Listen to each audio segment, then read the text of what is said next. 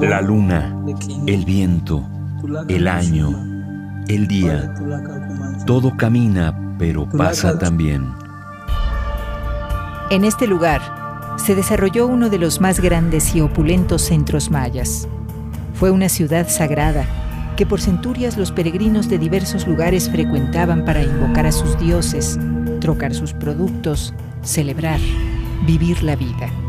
Y también donde se derramó sangre por su control.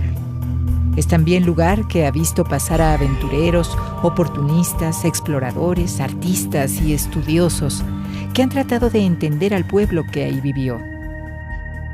Varios pueblos la habitaron y la llamaron, pero solo permaneció un nombre: al borde del pozo de los brujos del agua, Chichén Itzá.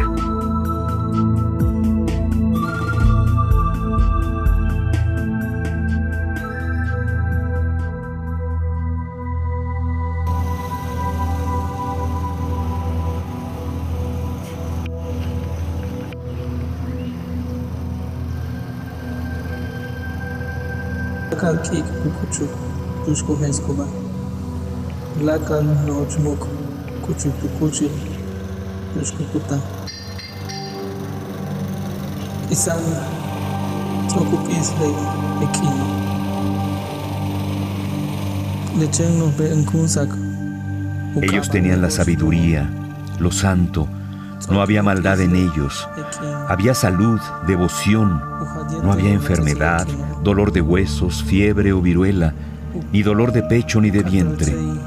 Andaban con el cuerpo erguido.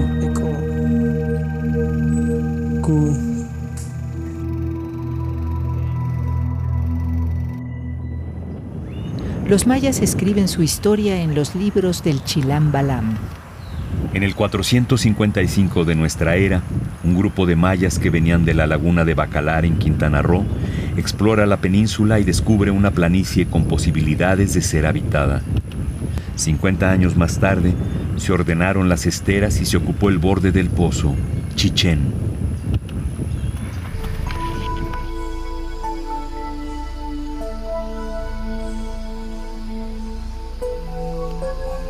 De este grupo no tenemos nombre, ni cómo llamaban a su ciudad. Tenemos sus espacios y sus imágenes.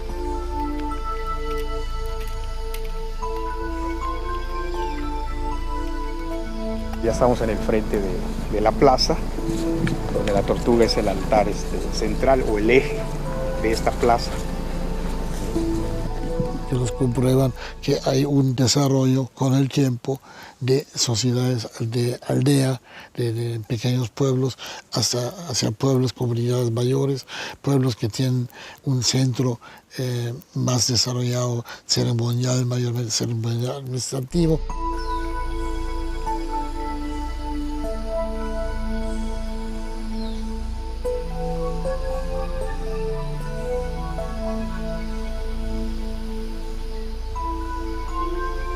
Les tomó varias generaciones construir sus pueblos y los centros para vivir su espiritualidad, dictada por los señores que también los habitaban. Bueno, el edificio que le da nombre al grupo de la serie inicial es el que tenemos aquí al frente. O su primera etapa constructiva nos está dando una fecha de 600 después de Cristo. Es la única muestra que tenemos de arquitectura temprana en Chichén Itzá. Esa es la parte de la subestructura, lo que sería el edificio temprano. Pero podemos entrar por abajo.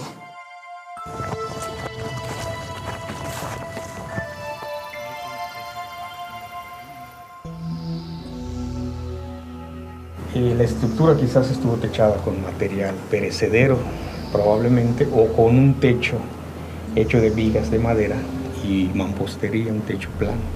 O sea, eso no tenemos todos los datos en cuanto a eso. Los mayas, pues, obviamente se habían asentado aquí desde hace muchos años, miles de años, y crecieron y se desarrollaron no en aislamiento, sino en cierta relación con los demás grupos mayas, ¿no? Probablemente el edificio estuvo estucado afuera y modelando personajes. El estuco es original, todo esto. así que tiene tanto en esta parte exterior como en el interior, en el cuarto interior. La técnica de modelaje que siguieron y de pintura es muy similar a la de Guibalán. Sí, Guibalán es un poco más temprano que Chichén.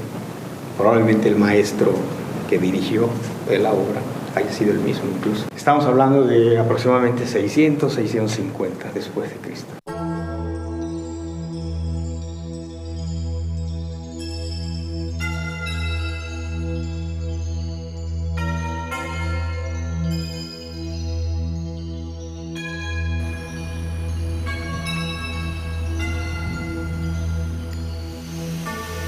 Las construcciones que levantan en piedra se asemejan a las de sus vecinos de la Baja Serranía, el Puuc.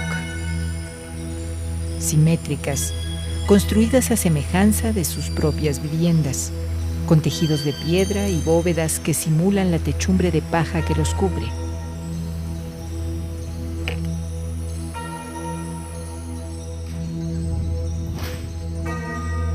Mascarones que eran la manifestación de lo venerable, del agua de los lagos, de los ríos y los mares, que por evaporación sube al cielo, se concentra en nubes y desciende transformada en lluvia. Chac.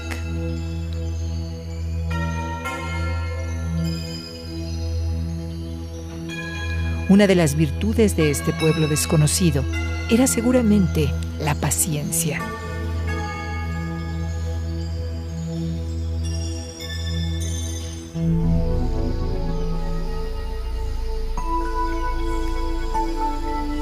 Poco más dice el Chilam Balam de este pueblo. 10 veintenas de años reinaron en la orilla del pozo y la abandonaron. Transcurrieron 3 dobleces de Catún y fueron a establecerse a Chacamputún. Esto sucedió hacia el año 692 de nuestra era. Sin embargo, no todo este pueblo emigró. Algunos se quedaron habitando el lugar. Allá en Champotón, en Laguna de Términos, se asentó otro grupo llamado los Itzáes o Brujos del Agua. En cuanto a lo que pasó en muchos otros lugares, Chichén Itzá nunca se había perdido de la vista, nunca se había desaparecido en la selva o algo así semejante, ¿no? Tenemos los informes históricos, etnohistóricos del momento de la conquista, entre ellos el libro más detallado, más elaborado, es el del obispo Landa, que escribió en 1566. Diego de Landa, sacerdote franciscano en misión evangelizadora, arriba a Yucatán. Permanece ahí por más de 3 décadas, llegando a ser obispo de la provincia. Visitó y describió esta antigua ciudad en ruinas. Es pues Chichén Itzá un asiento muy bueno. Según dicen los antiguos indios, reinaron 3 señores hermanos, la cual rigieron en mucha paz y justicia. Eran muy honradores de su Dios y así edificaron muchos edificios y muy galanos, en especial uno, el mayor, cuya figura pintaré aquí como la pinté estando en él.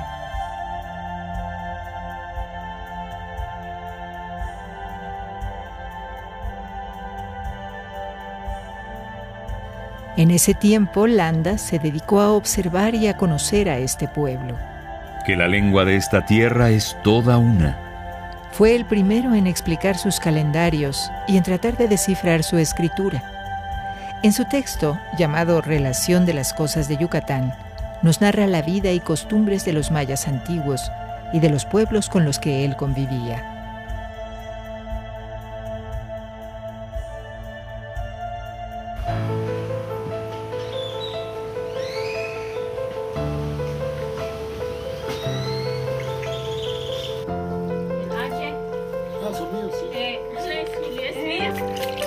Que los oficios de los indios eran olleros y carpinteros, lo cuales, por hacer los ídolos de barro y madera, con muchos ayunos y observancias, ganaban mucho. Bueno, mira, la cerámica es de los materiales arqueológicos que encontramos, es uno de los más duraderos y aparte es uno de los más comunes, ¿no? Muchas veces tenemos que recurrir a la cerámica porque es el único indicador cronológico que tenemos, ¿no? Pero aparte sí nos da muchísima información acerca de función de para qué servían las vasijas, acerca de organización, de cómo se organizaban socialmente, porque tenemos vasijas desde de élite hasta vasijas comunes, ¿no? Entonces, evidentemente, las vasijas importadas, las vasijas especiales, las más bonitas, las más escasas, pues debían tener algún tipo de distribución especial, y entonces sí puedes empezar a determinar pues, diferentes categorías sociales en base a artefactos de élite. Yo esto te lo clasifico, ¿de qué tipo es? ¿Sí? Esto es una naranja fina, ¿sí? Entonces yo ya sé de dónde viene, ¿sí? Esto es una cerámica de importación. Eso es un chipiaco, más o menos. Ah, como una copa.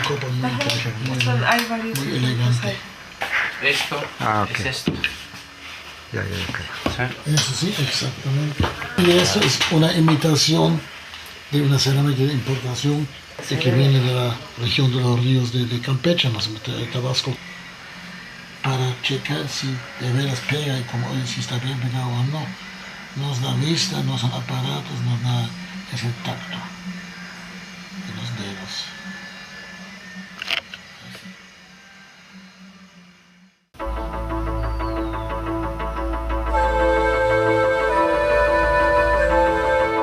Cuenta el Chilam Balam. ¿Llegaron o estaban?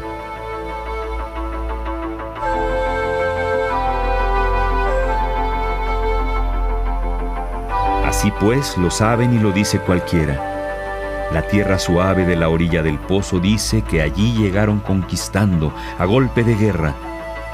Estaban en Chichén los itzáes. Es entonces que se acercaron los brujos del agua al borde del pozo. Hacia el año 900 venían de Champotón.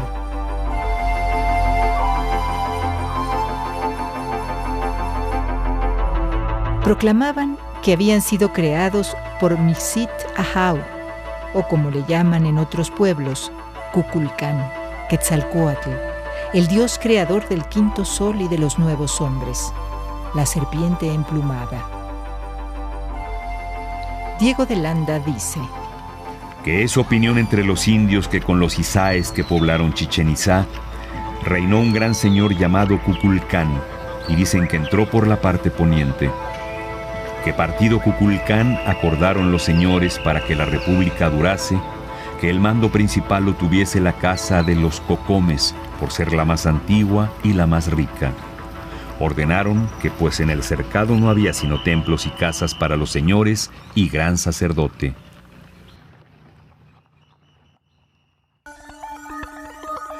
De hecho hay sitios caracterizados por ser de grandes murallas, ¿no? Desde tiempos prehispánicos. Tenían la visión de protección, de estar a la expectativa de lo que sucede, y hay sitios que son totalmente amurallados, ¿no? Y hay murallas más defensivas. En Chichén Itzá no hay evidencia realmente de murallas defensivas, sino más bien son delimitantes. Este es el polígono de Chichén. El castillo sería en esta parte. Es la muralla que rodea la gran nivelación. Esta de acá. Y ahorita estaríamos en esta parte. Es una entrada que comunica a través de un sacbé, el sacbé número 10, a la plaza del Osario. Están excavando a través de cuadros en medidas de 2x2 con el propósito de liberar parte de la entrada y parte de la muralla. Y a veces salen pedazos de obsidiana, es negra. ¿Cómo esto es una obsidiana, güey? Es la obsidiana original. Era como yo de los mayas, le sacaban filo como para lanzas, donde cazaban, y para eso les servía. Ellos cuando hacían sus sacrificios también, le sacaban su corazón a las doncellas, para eso los utilizaban los mayas.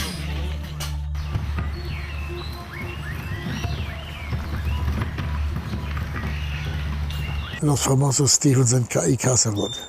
Stevens era viajero norteamericano, Castlewood dibujante inglés, y pues que juntos publicaron 4 tomos de viajes aquí de Centroamérica y zona maya.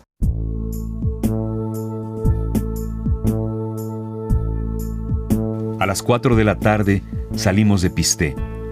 y muy luego vimos descollar sobre la llanura el castillo de Chichén. En media hora estábamos ya entre las ruinas de esta antigua ciudad, en presencia de todos los grandes edificios que arrojaban prodigiosas sombras y presentaban un espectáculo que excitaba en sumo grado nuestra admiración, aun después de todo lo que habíamos visto. Acompañado de un grupo de pobladores locales, Stephens se dedica a medir y a describir la ciudad, y Frederick Catherwood la dibuja.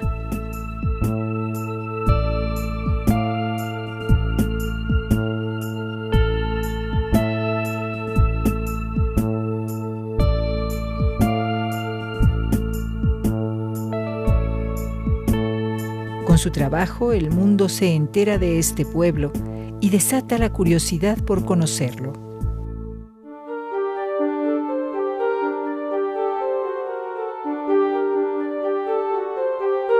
Lo que sabemos es que los mayas eran grandes observadores del cielo.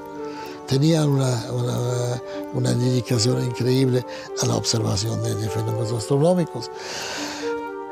Así que obviamente todos los lugares altos les pueden haber servido para observatorios.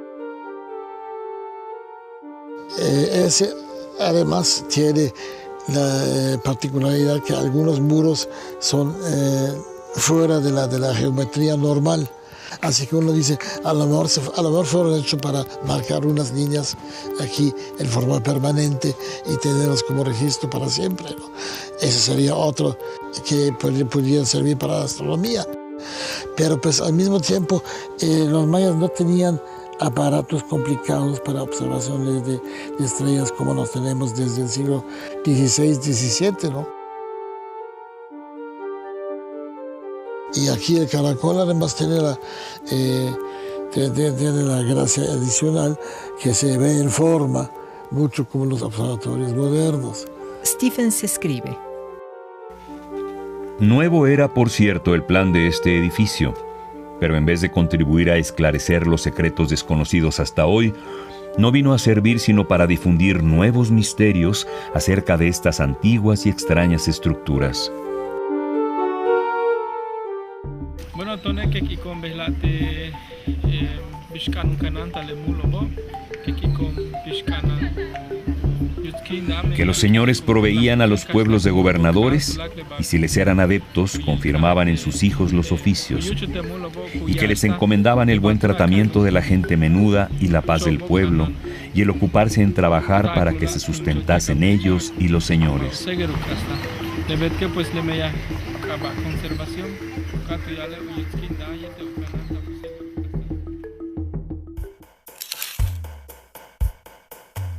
Hacia 1875, un grupo de visitantes llega a Chichén Itzá y se encuentran con Augustus Le Plongeon y su esposa, que habían llegado unos meses antes a realizar excavaciones en el lugar.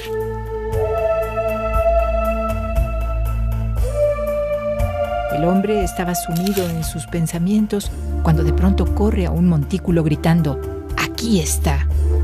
Sus trabajadores excavaron y se encontraron 7 metros más abajo con una escultura de un hombre recostado. Le Plongeon lo bautizó con el nombre de Chacmool. El gobierno mexicano, al saber del descubrimiento del explorador francés, reclamó la pieza. Le Plongeon quería enviarla a Europa y escribió cartas al presidente de México sin obtener respuesta. Finalmente, el Chacmool terminó en la Ciudad de México. Si te das cuenta, es un personaje muy particular, muy sencillo, como que tiene que pasar desapercibido, ¿no? Porque lo importante es lo que se le va a poner en el vientre. Este singular hombre elaboró una serie de teorías sobre los habitantes de Chichén Itzá. Decía que aquí se había formado una cultura madre que había emigrado hacia el poniente. Los mayas enviaron colonizadores a toda la tierra. Llevaban consigo la lengua, las tradiciones, la arquitectura, la astronomía, la cosmogonía y otras ciencias. En una palabra, la civilización de su madre patria. Encontramos vestigios de este pueblo y de su lengua en todas las naciones históricas de la antigüedad, en Asia, África y Europa. Le Plongeon era un hombre obstinado y se informaba al azar. La imaginación dictaba sus textos más que los datos que obtenía. Sin embargo, fue el primero en realizar excavaciones en el sitio, revelando nuevas manifestaciones de este pueblo.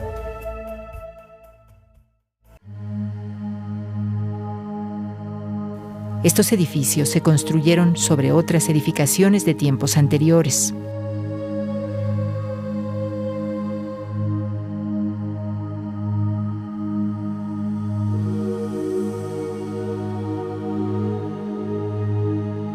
El haber permanecido cubiertos nos permite ahora contemplar la manera en cómo estos itzáes decoraban su ciudad.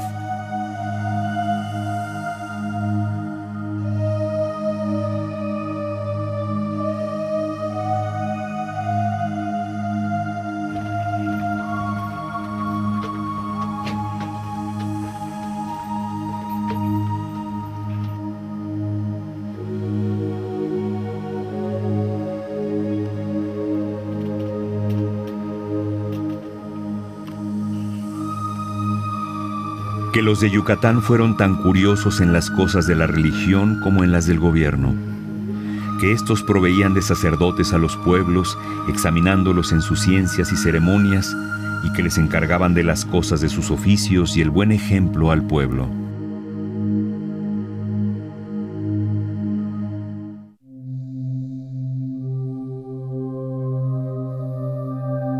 Mucho lo que vemos ahorita gris y muy austero y cosas así, estaba estucado, y sobre el estuco estaba pintado en diferentes colores, ¿no? Así que muchos de los templos que ahorita se ven como unas piedras así grises, así mucho con un poco de musgo y verdín, pero en realidad estaban pintados de rojo, de azul, de dorado, de ocre, de todos esos colores, ¿no? Funcionan como una moderna historieta ilustrada, ¿no? Ahí está la escena que está llevando a cabo y al lado está escrito lo que está pasando.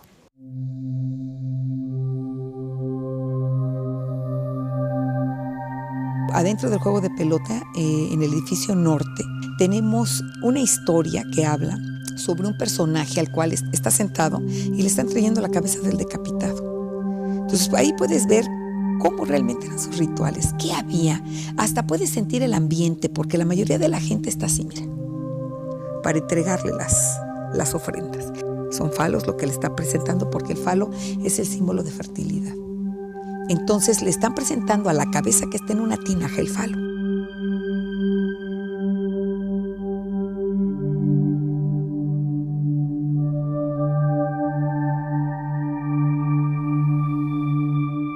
En las alfardas de algunas partes del juego de pelota está este gran árbol con las raíces abiertas y una calavera hablando a través de las raíces. Esto nos remite mucho a toda esta historia alegórica que habla el Popol Vuh, en donde mueren los gemelos y el padre de los gemelos es decapitado, ¿no? Su cabeza es enterrada abajo de un árbol. Él hace que este árbol fructifique, o sea, nace un gran árbol de ahí, del cual salen unas jícaras. Y cuando llega una doncella que está oyendo la historia de lo que pasó y todo, quiere ir a ver cómo es el árbol y quiere ver los frutos. Entonces, cuando ella llega, ve los frutos, que son un tipo de jícaras, y la calavera que está entre esas raíces le habla.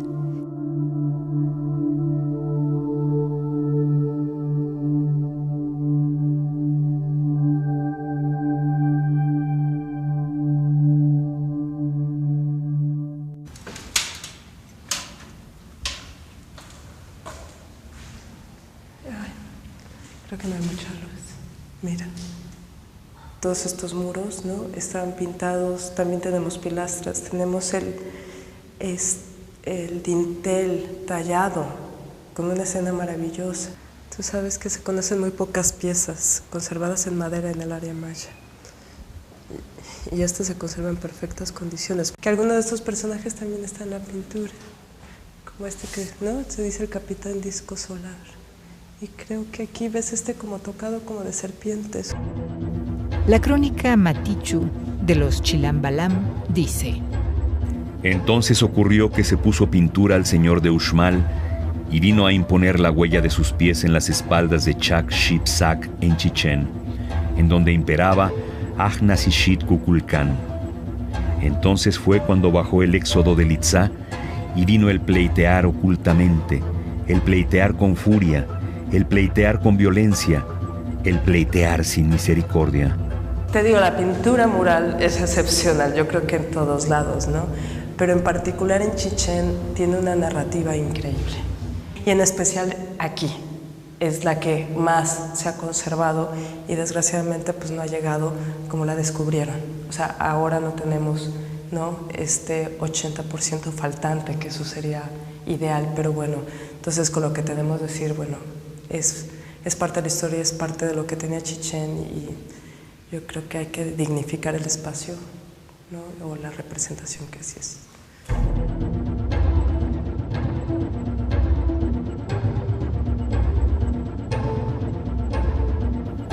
El conquistador se llamaba Humac Seel.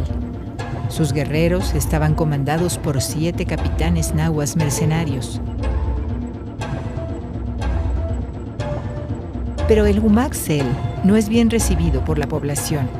No es un señor elegido por los principales y debe someterse a una prueba, arrojarse al cenote para ver si los dioses del agua dan su consentimiento. Dice el Chilambalam. He aquí que estiraba la garganta a la orilla del pozo por el lado del sur.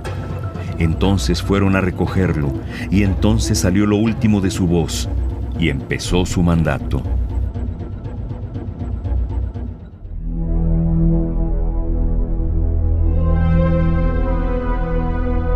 Chichén también tiene dentro de su área, de la extensión de la antigua ciudad, como 10 o 12 cenotes.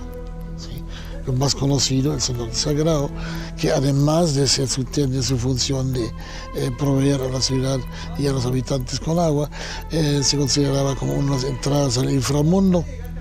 Algunas veces echaban personas vivas en el pozo de Chichén, creyendo que salían al tercer día, aunque nunca más aparecían.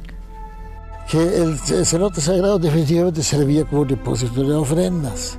Entre esas ofrendas hay muchos artefactos preciosos, artefactos de valor importantes, de importación y cosas así.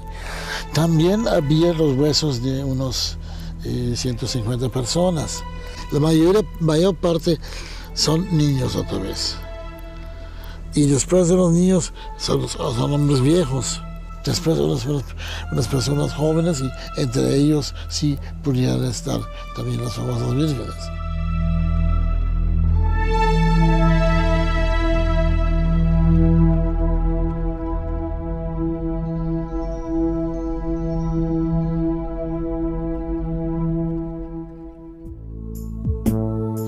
Inspirado por los libros de Stephens y Catherwood, Désiré Charnay, un maestro francés que radicaba en Nueva Orleans, regresa a Francia, toma un rápido curso de fotografía y se propone para una expedición a las antiguas ruinas de América para documentarlas. Con una enorme cámara de placas de vidrio arriba a Chichén Itzá.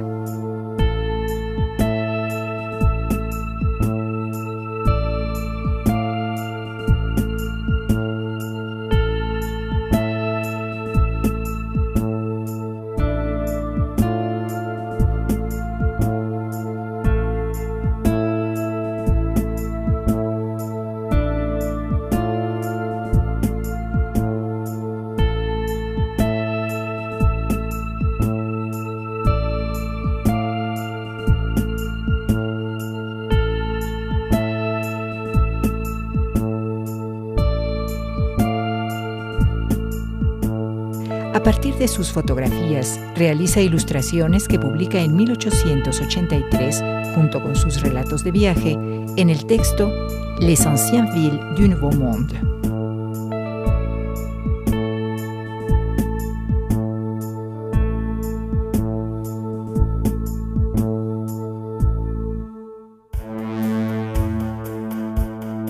Alfred Maudslay, explorador y arqueólogo inglés, llega en 1879 y marca el inicio de la investigación sistemática del sitio. Innovador en sus trabajos, describe su plan. Fue primero establecer la posición geográfica del sitio, luego realizar cuidadosas mediciones de los edificios y fotografiarlos si estaban suficientemente bien conservados. Igualmente, si es posible, sacar moldes en papel o en yeso y fotografiar los monumentos esculpidos y todas las inscripciones jeroglíficas. Publica la obra Biología Central y Americana en 1902 y sus moldes aún se conservan en el Museo Británico.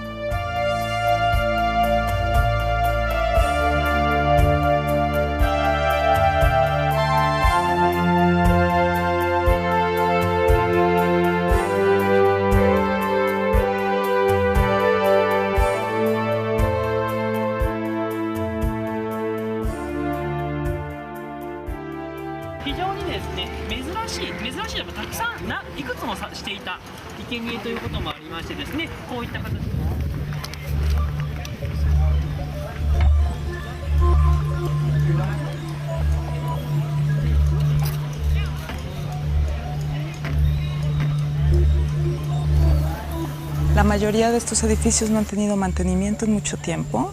Han sido estructuras que han sido trabajadas desde los años 30, de la década de los 30. Entonces también había una necesidad de una intervención. Mira, te digo, esto es una necesidad de quitarlo todo, pues igual los puedo pintar. Bueno, este es el Zompantli, que es una de las áreas que nos interesó trabajar. Son otra de las áreas que quedó inconclusa la restauración. Entonces tenemos fachadas o partes que están completas, pero también, ¿no?, si se dan cuenta, hay zonas que no se concluyeron o que los elementos que forman parte de la fachada no fue posible restituirlos en ese momento y se han quedado pendientes. Se consolidó y se restauró parte de esa estructura, pero nunca hubo realmente una excavación en ella, que es lo que se pretende hacer en este. Además de registrar todo lo que son las piedras con relieves de cráneos. Ver, ¿no?, cómo van cada una de las piezas se hace mediante a un registro gráfico, que esto es algo que el doctor Peter Schmidt ha venido trabajando con tiempo en este corpus de dibujos.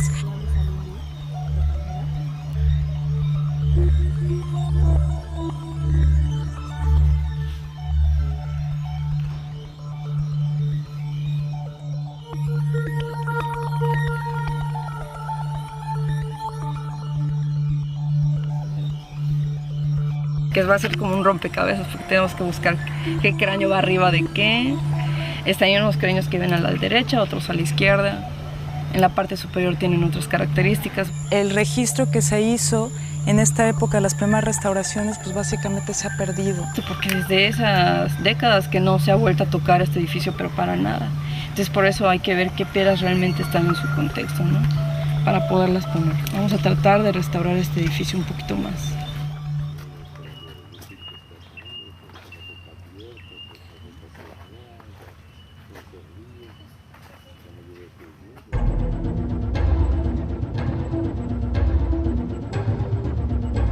Landa cuenta que aquel Cocom fue el primero en que hizo esclavos, pero de este mal siguió usar las armas con que se defendieron para que no fuesen esclavos todos. Labrábanse los cuerpos y cuanto más, tanto más valientes y bravos se tenían, porque el labrarse era gran tormento.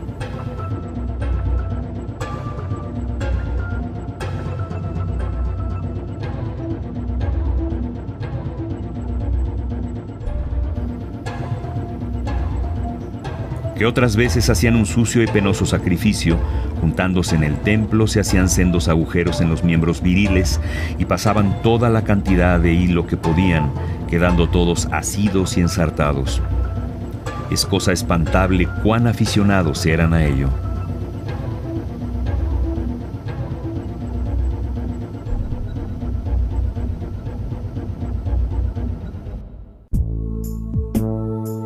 Al comenzar el siglo XX, un aventurero norteamericano que había trabajado con Maudslay se asienta en Chichén Itzá y comienza a explorarla. Edward H. Thompson retoma la idea de Landa, que decía que si en algún lugar de esta ciudad había tesoros, era en el cenote. Trae una draga y un buzo comienza a extraer lo que encuentra en el fondo.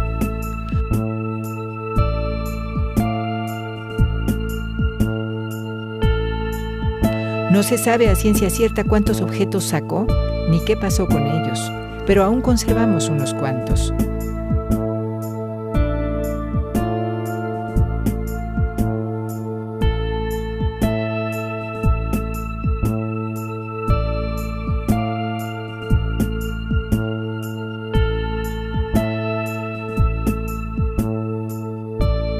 Como aventurero, Thompson, durante los más de 30 años que vivió aquí, se integró a la comunidad maya hablando su lengua y, dicen, se inició en un conocimiento directo de sus costumbres paganas.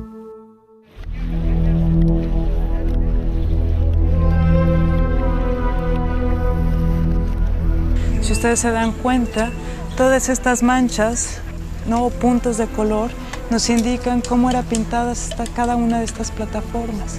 El labrado de piedra realmente era la base, pero el resultado plástico se daba con color.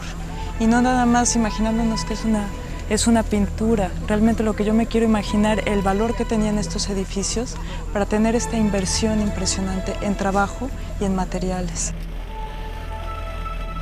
La mayoría de los relieves o lo que son las imágenes, en este caso no solo son imágenes, sino es una lectura iconográfica de lo que era la ideología de la gente, está plasmado en sus edificios. Esto sí genera un problema de conservación porque no podemos aislarlos del medio ambiente. Y estamos en un área tropical donde, bueno, llueve mucho, hay una gran producción de CO2 y también son materiales calizos, que esta es una combinación perfecta para que haya una pérdida constante de estos elementos.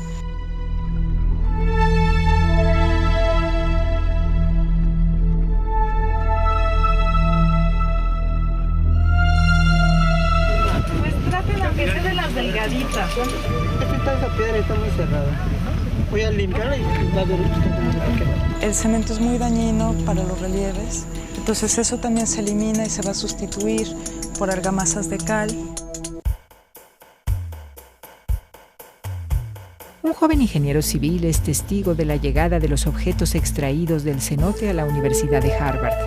Sylvanus Morley cuenta que es el momento en que decide dedicarse a la arqueología.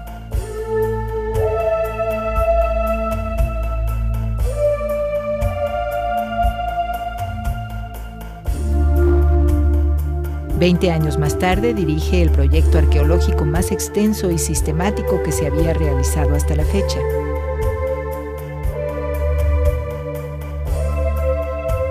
Era patrocinado por la Fundación Carnegie. Acompañado de un buen grupo de arqueólogos y arquitectos, se da a la tarea de reconstruir los grandes templos.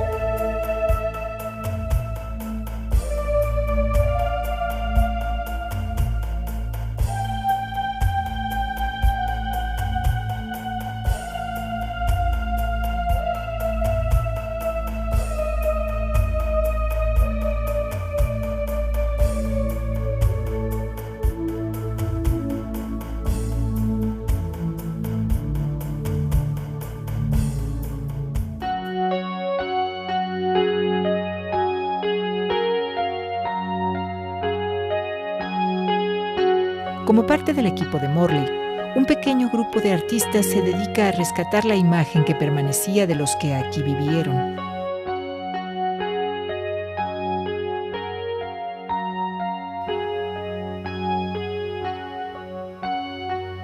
Los artistas de aquí, de antes, pintaron en este lugar una escena de la vida en un pueblo costero.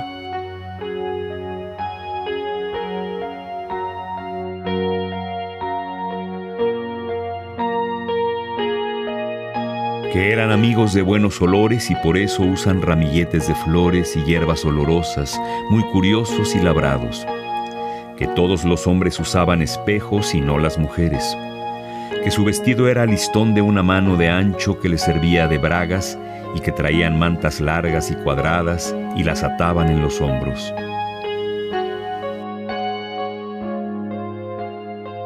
Así eran ellos.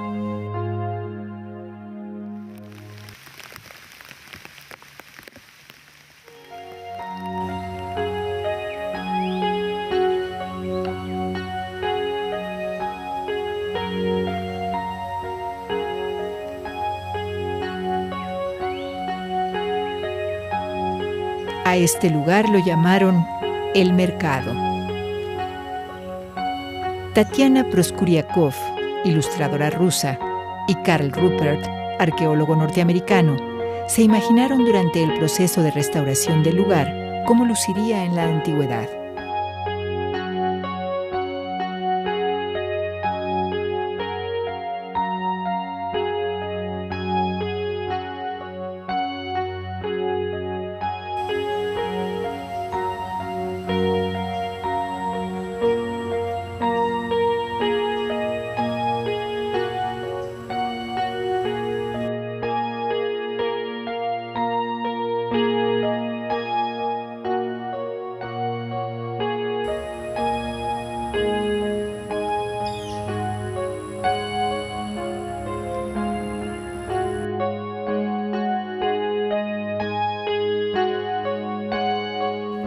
ni se lo imaginaron.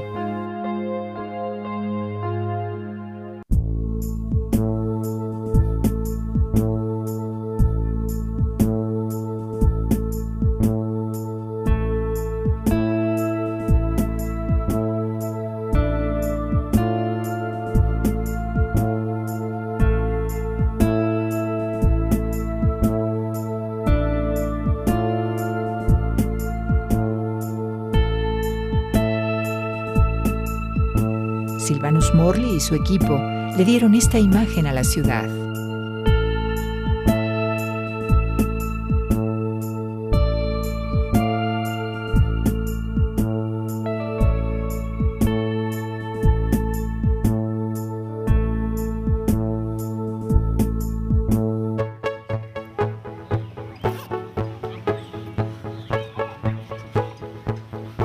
And they are making an exact scan of the entire archaeological site, and also doing close-up scans, which is what these guys are doing down here, of probably the finest reliefs they can find.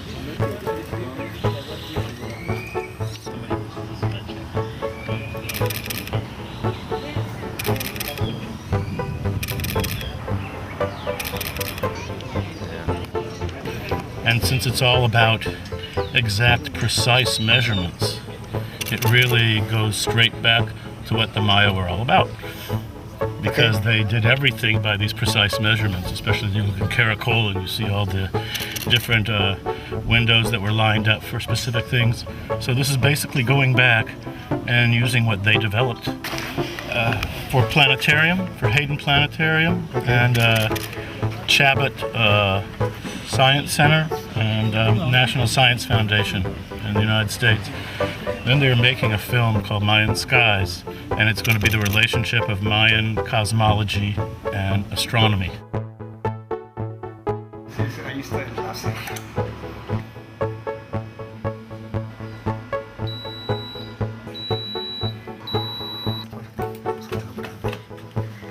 Uy, sí. Sí, a lo mejor fue eso. Estaba como inclinado, ¿no? El gobierno también, para no quedar atrás, mandó a hacer algunas excavaciones, por ejemplo, el juego de pelota aquí y el castillo aquí al frente. Eso tardó hasta 1930 y tantos, 1940, pero pues esa fue la dirección de monumentos. El arqueólogo que excavó aquí fue Rosa Peniche mayormente, un arquitecto local que había entrado para hacer un deslinde de Chichén. Paralelamente a los trabajos de la Fundación Carnegie, un grupo de arqueólogos mexicanos trabajaron en la ciudad restaurando varios edificios. Eduardo Martínez Cantón, José Erosa Peniche, Miguel Ángel Fernández, Jorge Acosta e Ignacio Marquina dan pie a un gran número de investigaciones e intervenciones que el Estado mexicano realiza en esta ciudad.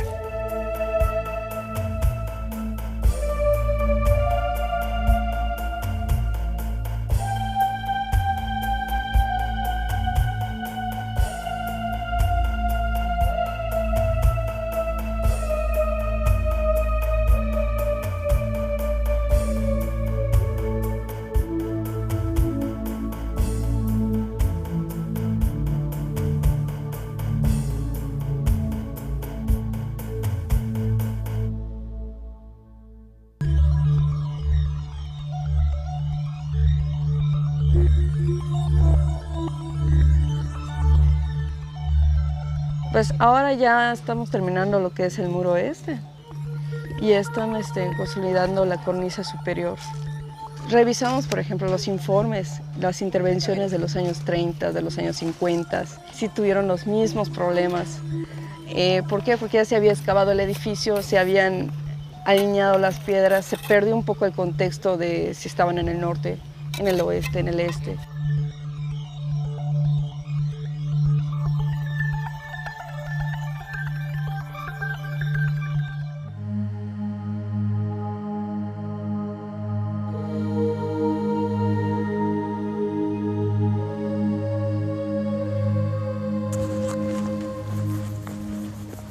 Ahorita ya estamos en Rezane.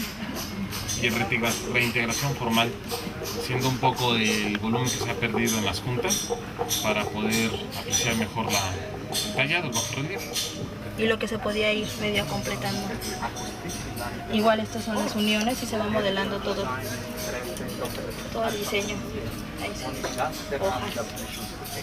Lo que queremos exponer es la plataforma como un conjunto escultórico, yo lo veo así.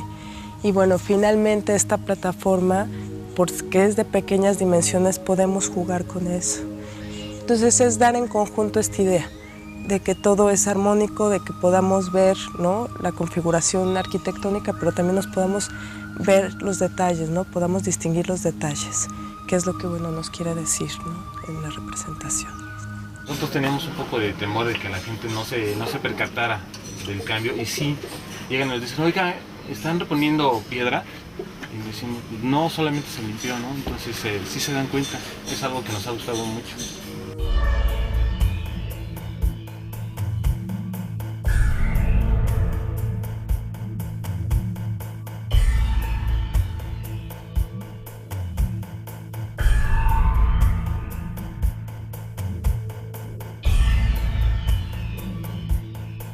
Estas imágenes fueron filmadas en la década de los 60. Román Piñachán se aventuró en una nueva exploración del cenote sagrado de Chichén Itzá, rescatando una muestra de las ofrendas que aún quedaban.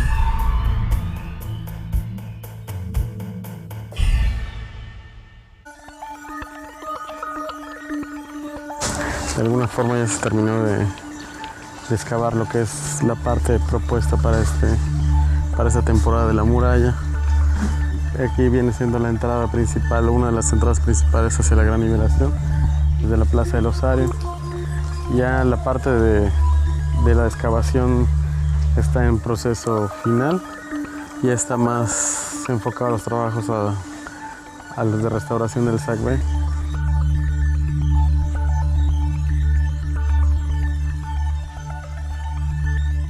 Desde hace 13 años existe el proyecto de Peter Schmidt, que en la parte arqueológica se ha avanzado muchísimo en el entendimiento de Chichén.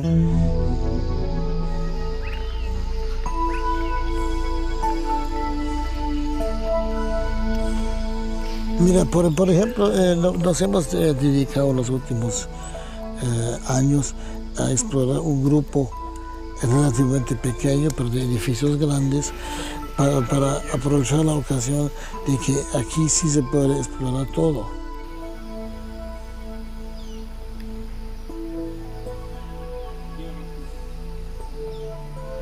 De lo más grande a lo más pequeño, para tener una imagen total y completa de qué pasaba en una subdivisión de una ciudad maya. Ciudad maya en el clásico tardío, en el preclásico temprano, en el postclásico temprano, ¿sí?, y hasta el postclásico.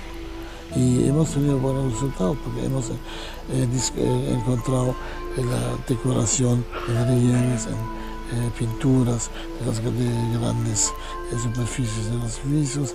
Hemos encontrado edificios enteros dedicados a ciertos puntos, ¿sí?, y otros que pueden haber tenido o deben haber tenido función como de vivienda, función como de residencia para los gobernantes, ¿no?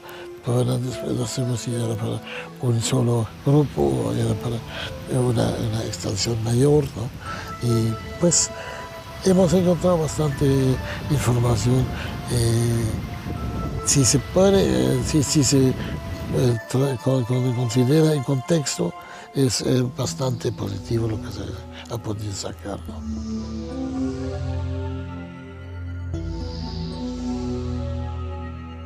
Siempre ves algo más, ves algo nuevo, y pues a mí me apasiona, sencillamente.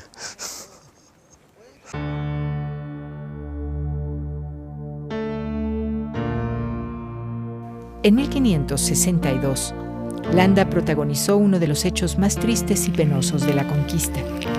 Realizó un auto de fe en contra de 30 nativos acusados de idolatría. El castigo incluyó la destrucción y quema de sus objetos religiosos, entre ellos 27 rollos con signos jeroglíficos, probablemente historias y datos de tiempos pasados.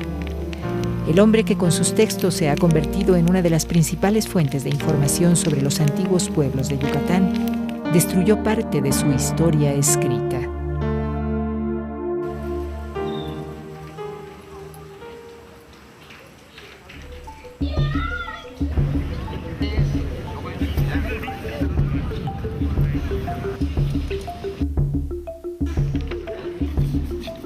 Pues alegre compañía muchas veces de vendedores y todo eso,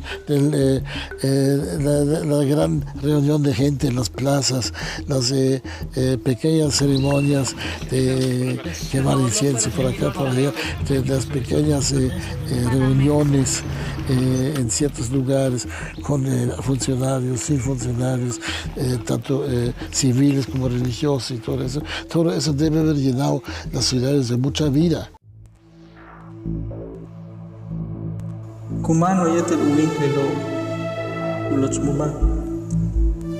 Pero vinieron los conquistadores y todo lo deshicieron.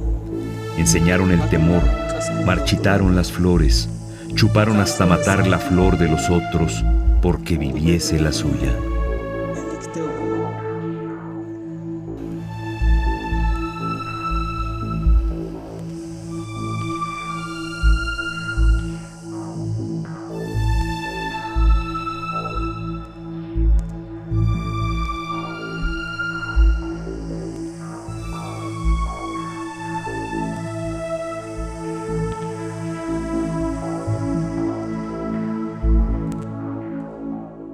Pero yo creo que todos los que estamos aquí estamos porque amamos lo que hacemos con una pasión loca, ¿no?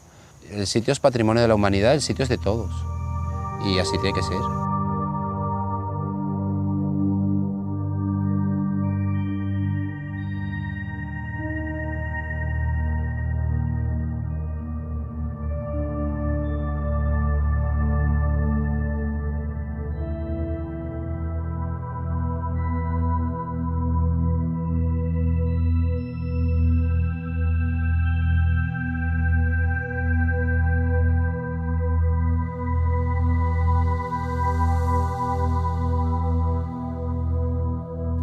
En este lugar se reconocen los rastros de los que la habitaron y de los que la estudian. Esta ciudad permanece viva, Chichén Itzá.